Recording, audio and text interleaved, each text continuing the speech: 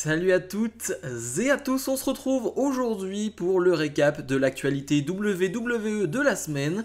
C'est Total Catch News numéro 34.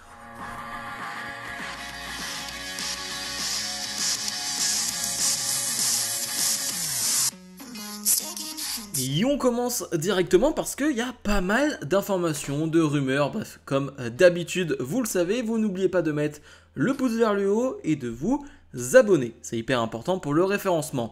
Bref, commençons par Crown Jewel qui est dans 2 semaines maintenant exactement. Et ben, c'est pas officiel, mais ça sent pas bon pour 2 champions. Parce que Io Sky, donc la championne féminine de la WWE, et Gunther, le champion intercontinental, eh bien, ne devraient pas être présents à Crown Jewel, eh bien parce que le même jour, ils sont annoncés pour un live event. Donc les live events sont des shows non télévisés qui ont lieu 2 à 3 fois par semaine.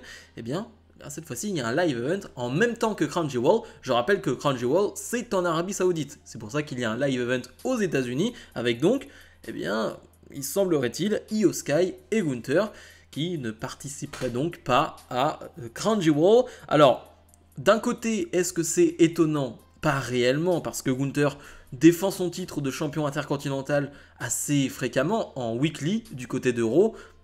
Et de l'autre côté, c'est un peu la même chose pour Io Sky. Elle a d'ailleurs défendu hier, on l'a vu lors de SmackDown, son titre face à Charlotte Flair. Donc c'est pas réellement étonnant. Par contre, il y a une stat qui est, on va dire, dérangeante pour Gunther. Les 3 derniers PLE, eh bien, Crown Jewel, donc ça fera Payback et Fastlane, eh bien, Gunther n'était pas présent dessus.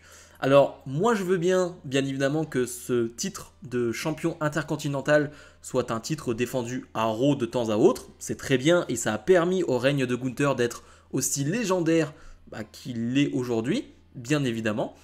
Mais d'un côté, il faut quand même pas oublier de le défendre en PLE. C'est aussi en PLE que ce titre devient encore plus prestigieux, que ce règne devient encore plus prestigieux. Et c'est là qu'on veut voir les gros combats.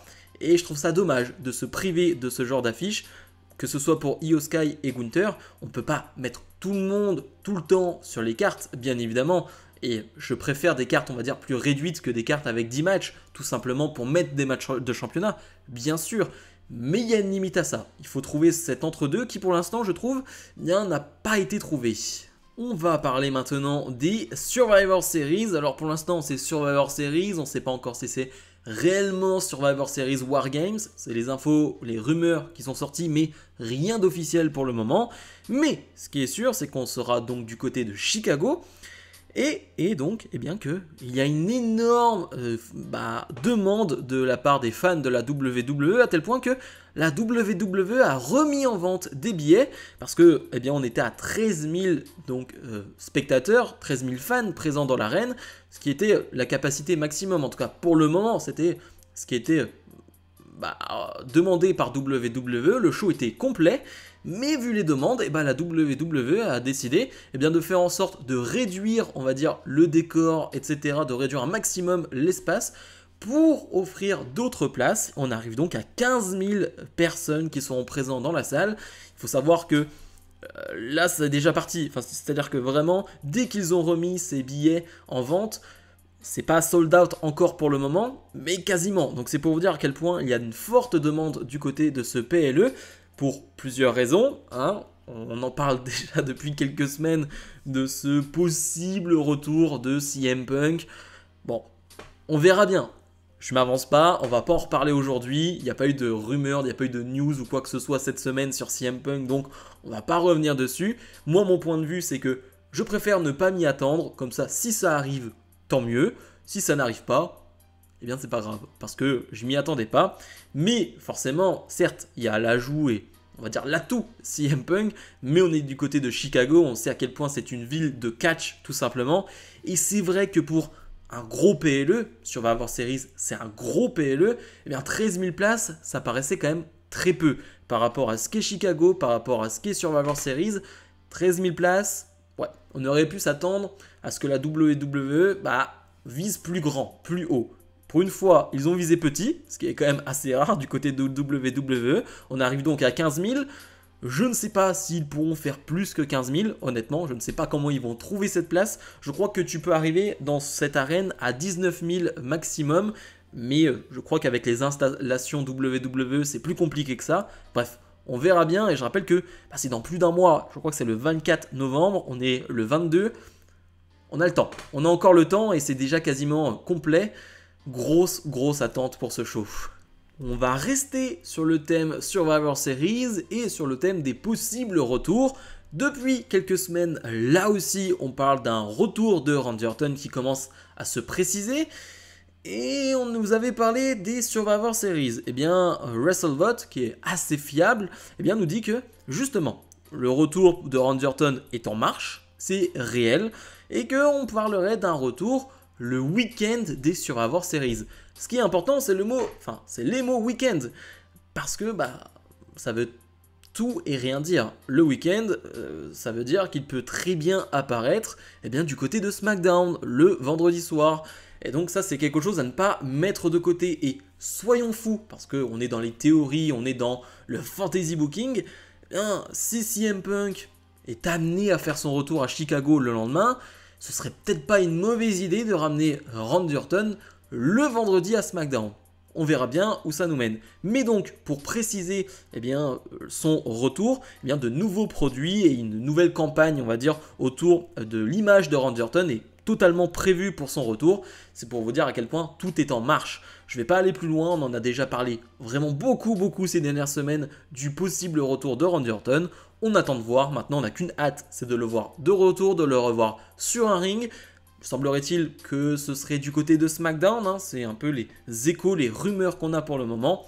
On verra bien, mais on a hâte déjà d'y être. Je parlais de la hype déjà qu'on avait pour les Survivor Series de base pour le show que c'est, avec possiblement les Wargames. Si en plus tu rajoutes la rumeur CM Punk, la rumeur Randy Orton, ouais, c'est l'un des shows qu'on attend le plus ces derniers mois. Allez, on va passer sur quelque chose de plutôt léger. C'est le fils de Shane McMahon et donc le petit-fils de Vince McMahon qui a été interviewé récemment. Il faut savoir qu'il essaye de faire carrière du côté du football américain. Je crois qu'il est à l'université. Il a seulement 19 ans, donc voilà, tranquille. Mais du coup, on lui a parlé forcément d'un futur possible dans le catch. Et je vais vous le citer, il a dit « Je ne l'exclus jamais, j'adorerais monter sur le ring, mais il faut voir si les opportunités se présentent. Tout est dans l'histoire, on verra bien. Je pense que beaucoup de fans me soutiendraient si c'était le cas. Et je pense que je serais plutôt bon dans ce domaine. » Alors, plusieurs choses. Ce qui est plutôt logique, c'est d'imaginer, on va dire, un McMahon revenir, ou être dans le monde du catch. Je veux dire, ça ferait sens. Je veux dire, voilà, il n'y a pas besoin d'en dire plus. Mais ce qui est sûr, c'est que, comme je le disais, il essaye donc de faire carrière dans le football américain. Ce qu'on sait aussi, c'est que souvent, voilà, quand tu n'arrives pas forcément à percer dans le football américain, quand tu ne vas pas très haut, tu te retrouves du côté de WWE. Il y en a beaucoup des exemples de catcheurs qui, de base, rêvaient d'être footballeurs américains. Je pense à Roman Reigns, je pense à Braun Breaker là récemment, mais Baron Corbin, et il y en a encore plein, qui finalement se sont retournés vers WWE, donc ce serait pas le premier. Mais ce qui est drôle aussi dans cette interview, c'est qu'on va lui demander est-ce qu'il regarde Impact ou AEW. Il va dire non, je regarde pas cette merde. Voilà, c'est bien le petit-fils de Vince McMahon, j'ai envie de vous dire. Et d'ailleurs, je vais vous mettre la photo de Declan, donc McMahon. Vraiment, c'est le portrait craché de Vince McMahon. Vraiment, si vous voyez des photos de Vince McMahon lorsqu'il était plus jeune, c'est exactement le même visage. C'est assez flagrant, c'est assez troublant même d'ailleurs. Mais bref, c'était une news plutôt tranquille. Cette news ne dit pas, cette interview ne dit pas qu'il va venir dans le monde du catch tout de suite, mais forcément, quand tu es un McMahon, je pense que la question s'est posée à plusieurs moments, va se reposer lors de la suite de sa vie et de sa carrière. Et honnêtement, bien sûr, j'ai envie de voir ça. Bien sûr, j'ai envie de voir le petit-fils McMahon, le fils de Shane McMahon chez WWE. Je veux dire, en termes de divertissement, tu pourrais écrire 15 milliards d'histoires avec lui, avec n'importe quel catcheur, avec n'importe quelle création. Tu peux faire tout ce que tu veux avec lui. Ce serait vraiment génial. On n'y est pas. mais j'avoue que l'idée me paraît assez cool. On passait donc d'une interview plutôt sympathique à quelque chose d'un peu moins sympathique. Rey Mysterio était finalement en tournée des médias ces dernières semaines, voire ces derniers jours. Il a répondu à tout ce qui s'est passé avec Logan Paul, etc., etc. Mais hyper intéressant, Rey Mysterio en interview. Et il a redit qu'il aimerait prendre sa retraite d'ici 1 ou 2 ans. Alors, ce qui est vrai, et ça, c'est le cas depuis 4-5 ans, il repousse cette date à chaque fois. Vraiment, à chaque fois, il te dit 1 ou 2 ans, on verra où ça nous mène. 1 ou 2 ans, on verra où ça nous mène.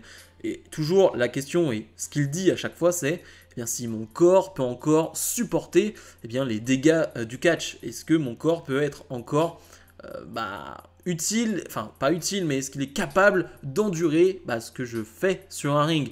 Et il le dit, si je suis plus capable de faire les moves que je fais aujourd'hui, j'arrêterai. Parce que Rey Mysterio, c'est les moves, c'est ce genre de choses. Si je suis plus capable de bouger comme je le fais encore aujourd'hui, j'arrêterai.